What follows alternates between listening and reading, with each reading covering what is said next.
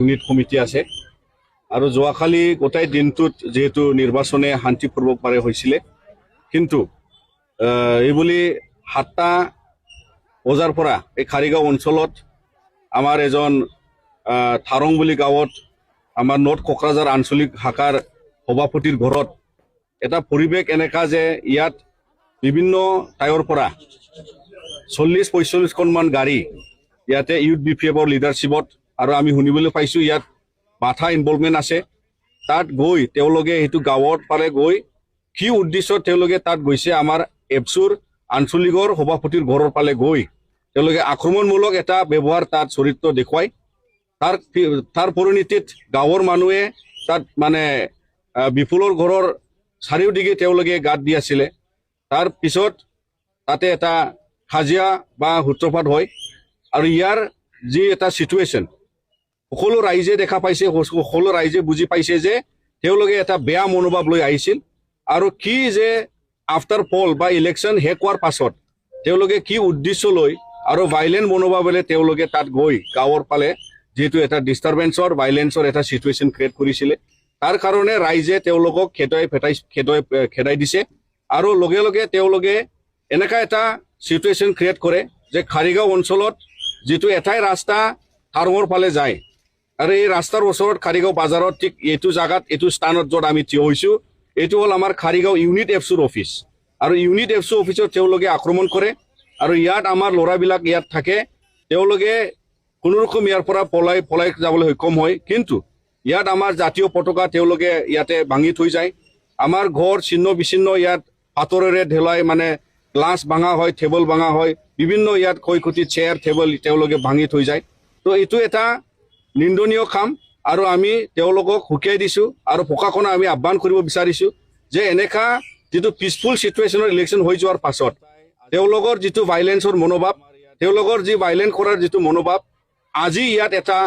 প্ৰমাণ হিচাপে আপোনালোকে দেখা পাইছে আৰু সকলো খাৰিগাঁও ৰাইজ ইয়াত তেওঁলোকে খাৰিগাঁও বাকী তেওঁলোকে যোৱা যিটো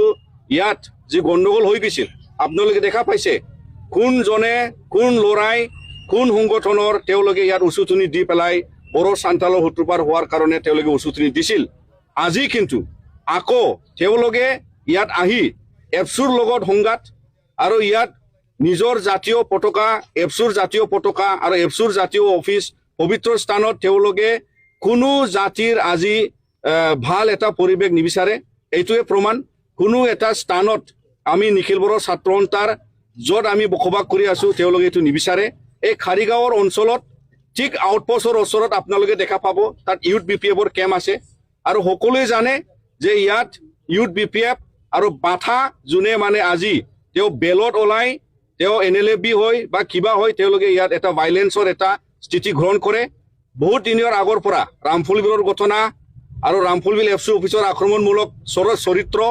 এইবিলাক ঘটনা সব সকলো মিলিলে আজি আমি গম পাইছোঁ যে তেওঁলোকে সঁচাসঁচিকে ভাইলেন্স কৰিবৰ কাৰণে ইচ্ছা কৰিছিলে তাৰ কাৰণে আমাৰ নৰ্থ কোকৰাঝাৰ আঞ্চলিকৰ সভাপতিত তেওঁলোকে ভয় ভাবুকি কৰি আৰু ঘৰত আক্ৰমণ কৰাৰ পাথৰ ঢেলি দিয়া এই বাথুল দি মাৰা এইবিলাক মানে এটা য'ত ভাইলেন্সৰ যিটো সিচুৱেশ্যন তেওঁলোকে এৰগানো মাৰিছে বুলি আমি গম পাইছোঁ তাৰ পিছত আমাৰ গাঁৱৰ মানুহ কিছুৱে পাথৰ